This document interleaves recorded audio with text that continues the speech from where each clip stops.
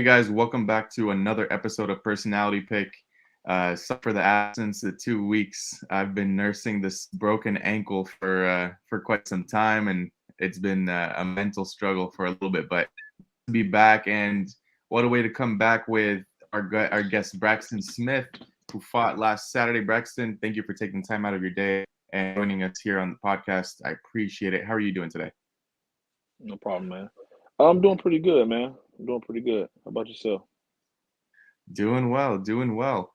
Now, before we dive into Saturday night and how you look forward to moving on and developing in the UFC, let's talk about some of your background and how did you get into martial arts? My mom got me into the sport, bro. She got me into it when I decided to stop playing football. When I was around like 19, I decided I didn't want to do it anymore, and I kind of let her know that, and she went from there. So my mom got me into the sport. Now, what position did you play in football? I used to be a running back. Nice. Was there a Yeah. specific reason why you stopped football? Oh man, I just never loved the game, bro. I never loved Okay. to play football. It just wasn't my thing. When you're a when you're a Smith and you're a male athlete, that's what you do. You play sports, and you do it at the highest level. But for me, I just never loved the sport. Enjoyed playing it, but I just never loved it. Yeah, that's the thing. It's like you want to do it for your parents and your family that's surrounding you, but sometimes when you just don't have that love for the sport, it's difficult. I get you Right, completely. right. Now, Braxton, your first pro fight was against another UFC fighter in Chase Sherman. In that fight, you lost and proceeded to not for 8 years. Was there a specific reason that kept you out of the cage for such a long time? Yeah, my mom passed away, so I was like, I kind of she got me into the sport. So I'm like, Sorry to nah, hear I'm not feeling it anymore, man. I tried again when I fought Chase Sherman, but I was just like, nah, I'm just not motivated. Can't do it without her. And I moved from Alabama Austin, to Austin, Texas. So, um, and when I was, training as an amateur back in Alabama, man, I didn't, I was just kind of, doing everything on my own, training myself, and in Jasper, Alabama, there was nowhere to train. It just wasn't. But I really wanted to fight because my mom, she wanted me to do it, and the gym they did have, it wasn't great, but I moved to Austin and just kind of started exploring new things, and after falling out of love with the sport. Got you. Were you doing anything else on the side while you were doing MMA? Uh, in my amateur career, before a Chase Sherman fight or after? Before and after, you can answer both. Oh yeah, before Chase Sherman, I was just working at Home Depot and fighting on the amateur scene. And after I lost to Chase, I moved right away. I moved to Austin, probably like a month later, and I just was, I started back playing football and started lifting weights and just getting into more things. Got you. Got you.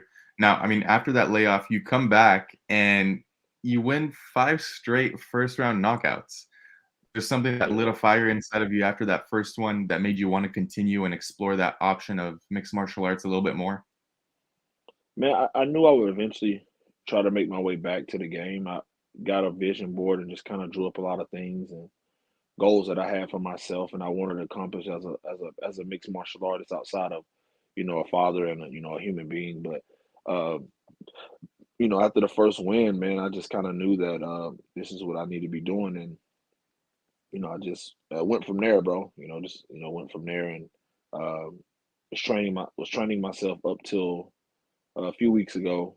Just doing it on my own. So used to being on my own and by myself. That it kind of I wouldn't say crippled me, but it showed this past weekend, and it's everything is definitely getting fixed now. So but yeah, man, after that first one, it was full steam ahead. Absolutely. I mean, you don't see a lot of people or a lot of fighters steamroll their way through five fights and get that call to the UFC. It's pretty remarkable the way your career has shaped so far, Right. and just getting that short notice call. is something that not a lot of people can say. So congrats on that first and foremost. Appreciate A it. big question that I got in the DMs when I announced this interview was, how is it like fighting the same fighter twice in Ja'Cory Savage after you knocked him out in the first round? Oh man, tell that listener, man. He just was. It felt great to do that again to that guy, man. He was delusional. Him in his camp, they really didn't think that I won by a lucky shot, and that they were the far more superior athlete, better fighter. Because he trains at McSweeney. They knew I was self trained, and it was a fluke. It was a fluke, and just didn't get any respect. Being the peak fighting heavyweight champion. So that one really felt good to kind of show him in his camp that this wasn't a fluke.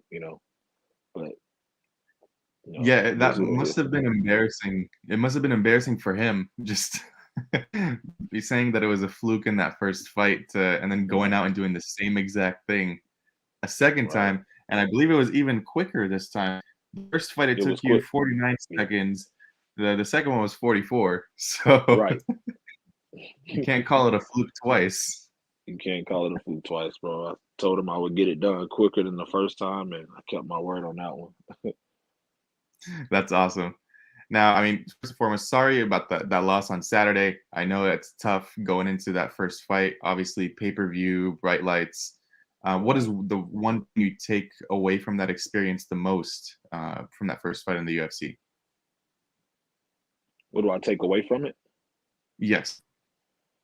Uh, I mean, the only bad thing, man, to be honest, bro, just to be honest, man, like it was a kind of crazy week, inside of my camp, like my team. What no focus was there. Is really my fault. I'm the adult. I'm the fighter. I kind of let it happen, and just didn't do anything about it. But man, I just kind of the camp wasn't really focused. Too much, celebrity shit going on. You know, coaches and friends trying to get pictures with people, and it was just way too much going on, man. Not the reason I lost. Not making excuses. I don't make them, man. Parker Porter was the more conditioned fighter, the more seasoned fighter, the more well prepared fighter. Him and his team, and he was the more focused fighter, and that's why he won that fight. Um, the My upside is still tremendous. I'm still a baby in the game, um, and I got to the UFC on my own. Training myself. No one can say that, but now it's time to really uh, get in the gym and get with a gym. So I'm moving from San Antonio this week, and I'll be training with uh, with Fortis in Dallas. So I'm gonna get with a real good coach, man, one of the best in the world, and a really good gym that's one of the best in the world. And no knock to Hunter, I was able to, train with those guys for a little bit, and it is what it is. But uh, if I'm gonna make a run at a title and have a career here, then I have to, I can't do it by myself anymore, and I got to correct a lot of things that should be corrected so I can have a successful career. Absolutely, and Fortis MMA is one of the most prolific MMA gyms out there in the world. So, and we've seen fighters develop from their first fight in the UFC all the way until now. I mean, Kennedy Nzechukwu was fighting on that same card, another student of Fortis MMA who just shined throughout his career. So, I believe that career move for you is going to be huge in just developing your overall game. So that's a huge move. Congrats on that. I'm sure a lot Thank of you. people are going to be looking forward to your next fight. And moving forward, what aspect of your game are you looking to improve the most? Do you have something that you're seeing out, or is it everything all Oh around? yeah, bro. Everything all around, of course, but first and foremost, I want to get my cardio. Somebody said in the comments, they're like, "Bro, if you become the cardio monster, everybody's in trouble." And he's right. Um, I thought my cardio was a little bit better than it was. I guess that adrenaline dump was, kind of bad. But just my cardio, man. I went out and bought some really expensive ASICs today. and I'm just really ready to start running today, running tonight, and start camp out in Killeen, or not start camp, but I start training out in Killeen on Wednesday. I'm starting right away. Um, but yeah, man, just first and foremost, like my cardio and my weight cut. So I'm only 5'11". I shouldn't be cutting from 275 pounds to make the weight limit. That's just too much. So I need to get down to 240 pounds. So look forward to me being like really ripped and really shredded, to make that to walk around at 240, so I can get the best out of my natural God-given ability. And looking forward to being a true martial artist, wrestling, jiu-jitsu, my ground game, actually set up my striking. I believe I don't think nobody in the world, outside of probably Deontay Wilder, hits harder than me. I think I hit really hard. So it's just time to just uh, put it all together as a true mixed martial artist, where I'm able to hide those punches and get my technique down to where I'm able to really touch somebody without trying, and just like ending the fight. And I'm just overall just excited and just ready to be a complete martial artist, and just really train with the best. That's awesome. And we do have a couple of questions from the chat. The first one is from our boy Patrick at Addicted to Combat. Braxton's jacked. What are some of his best lifts, and does he feel that translates to his KO power? I'm sorry, can you repeat that for me, brother? Yeah, of course. What are some of your best gym lifts, and do you feel like that translates to your KO power? Oh, um, man, I kind of since I started back fighting, I kind of got off of the weights, man. I really, if you can tell by that first Savage fight, I was extremely jacked, and then I Mhm. started to get fluffy a little bit. Still carry a lot of muscle, um, but I kind of trying to lean away towards the weights. But I got natural explosive ability. I played running back, of course, and I was able to, I've always been able to dunk a basketball at 5'11". I ran 4.47. I was, big. If you watch my highlight videos, I'm jumping over guys who were 6'3". So my natural explosive power has always been there, and fast twitch muscles have always been there. But like box jumps and seated squats, anything squatting related, and stuff like that, hill sprints, all of that stuff translate over to explosiveness, and that helps out, and speed also, doing drills and things for speed. Absolutely, absolutely. And he also wishes you best of luck for your next fight.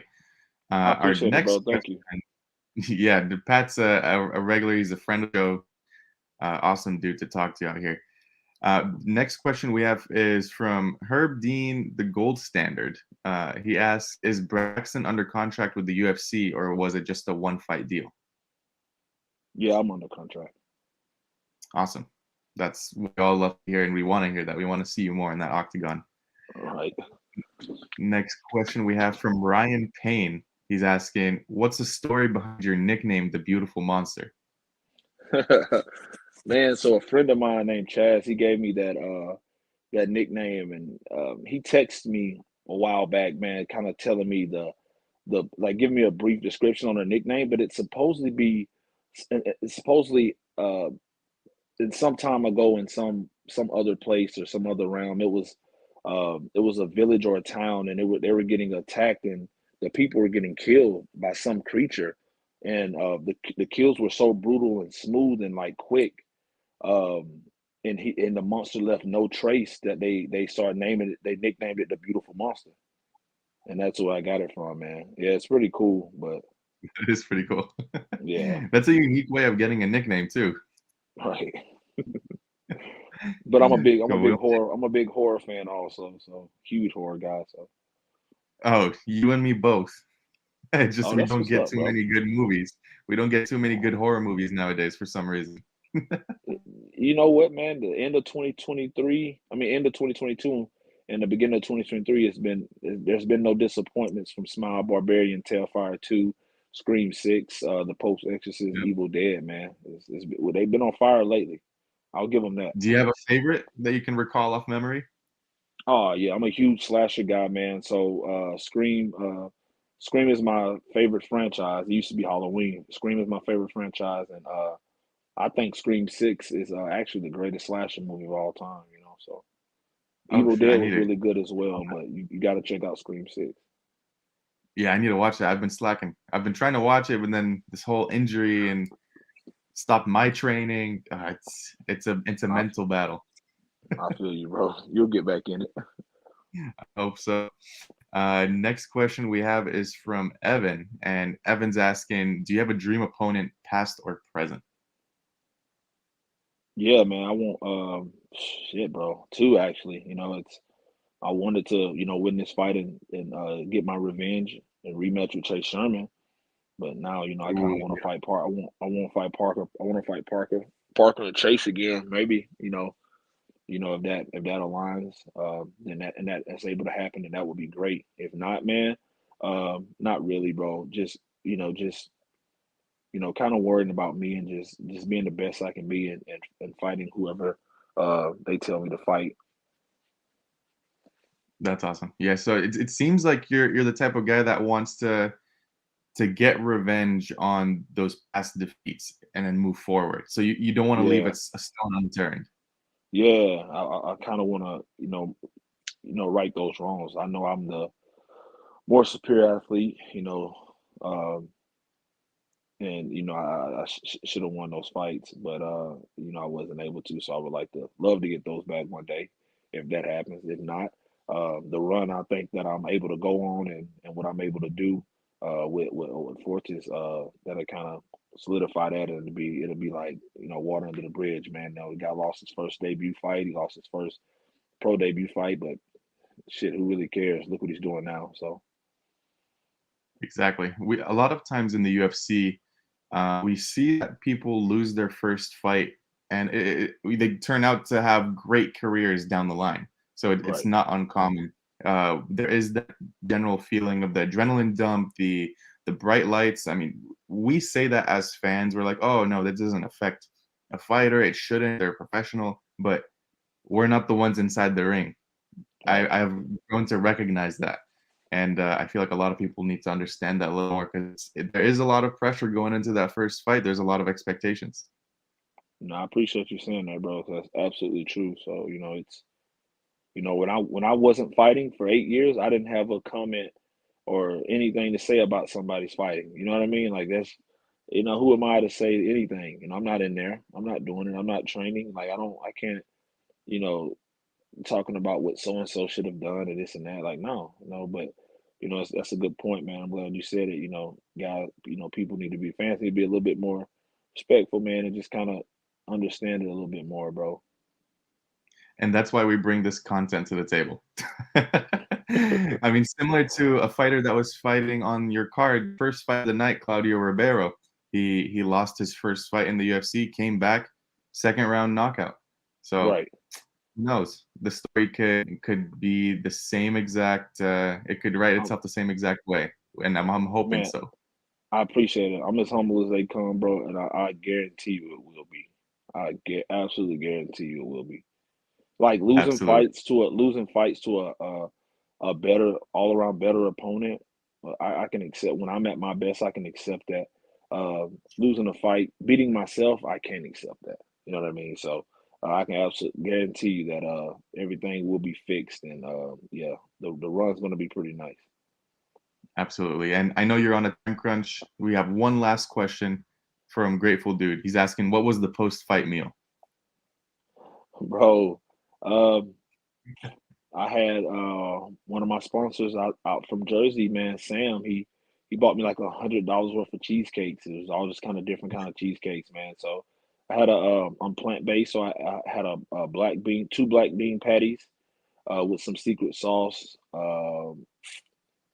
some spicy Cajun fries, and like six different kind of cheesecakes. Oh, that sounds Yeah, good. So you're full plant-based? yeah, bro. So I eat I just don't eat any I don't eat any meat products. Yeah, I Got you. don't eat any How meat long have products, man. you been plant-based for? Man, I do it off and on. The longest I did it was like 8 months, but I'm back on it now full time, and it helps me cut weight faster. So I'm Mhm. looking forward to dropping down to 240 pounds and, kind of, having this new shredded look, uh, and looking a lot different. Also, yeah, for everybody out there that was swearing up and down, I was juicing, man. I passed my USADA test. I'm gonna post that a little bit later. Post those Yes, sir. results. So yeah, man. But yeah, plant-based life. They're just jealous of the gains, dude. Man, I know they got to get more educated on on genetics and food, man. It's like my dad's 6'8", 320 pounds. He's a huge guy, man, and playing professional sports itself, like he's a big dude, But my mom was extremely jacked. She was ripped up. She ran track. So it's genetics plays a big part in things, and every day, like every time somebody sees somebody with a six pack or one vein, they got to be taking steroids. It's like, golly, man, like Especially at educate heavyweight. yourself on, man, educate yourself on genetics, brothers and sisters. Now, what's next for Braxton Smith? Training my ass off, and like I said, I'm adjusting that cardio tank tonight. I'll be running tonight. These are the expensive aces I just bought. So I'll be putting them on tonight, man, and get on that cardio. And like I'll be back in the gym Wednesday, 5 a.m. strength and conditioning, and practice at 11 a.m. So I'll be back at it. Just getting better, man. Getting better. Um, knowing I know why I lost the fight. I know what needs to be done, needs to be corrected. No need to self pity and cry about it. That's not what I do anyway. For anybody who knows me, um, it's simple. You know what's wrong, so you fix it. If not, same thing will keep happening. So, and this is probably the best thing to happen to me. So, because now I know I can't do it by myself, and trust people. They help you get there, man, and help you get it done. Good people out there, and trust the right people, and become part of a team, and I know I'll get to the top. Absolutely. And we're looking forward to seeing you back in there soon. And we're all wishing you the best of luck. If anything you'd like to share, people to shout out, the floor is yours, brother. Yeah, man. I want to shout out, the UFC for the opportunity, man, and I owe them one, or I owe them a few. Uh, my sponsors, my management team, Jason Alceridian, uh, my guy Spider at the Fight Card Podcast, everybody, man, my fans, friends, people who've been with me and stuck with me and had nothing but great things to say, even the ones who, kind of did me bad. I appreciate y'all too, because it's definitely motivation. So uh, yeah, I appreciate everybody, man. Thanks for having me, bro, for sure. Absolutely. And thank you for taking the time out of your day again and hopping. And hopefully we get to do this again after your next fight in a victory, celebrating. And we're all looking forward to having you back in there. Guys, Yeah. thank you so much for posting all these questions in the chat. Everything's been spot on, and these questions have been great. You still got Uh, more questions? oh no, just all the questions that we've had throughout Oh, the okay, show. okay, okay. Just shouting everyone out. Oh, But but Braxton, without further ado, I'm gonna let you go on, and we appreciate you for having on. Thank you so much. no problem, bro. I appreciate it. Thank you, guys. We'll be in touch. See you, Braxton. All right, later.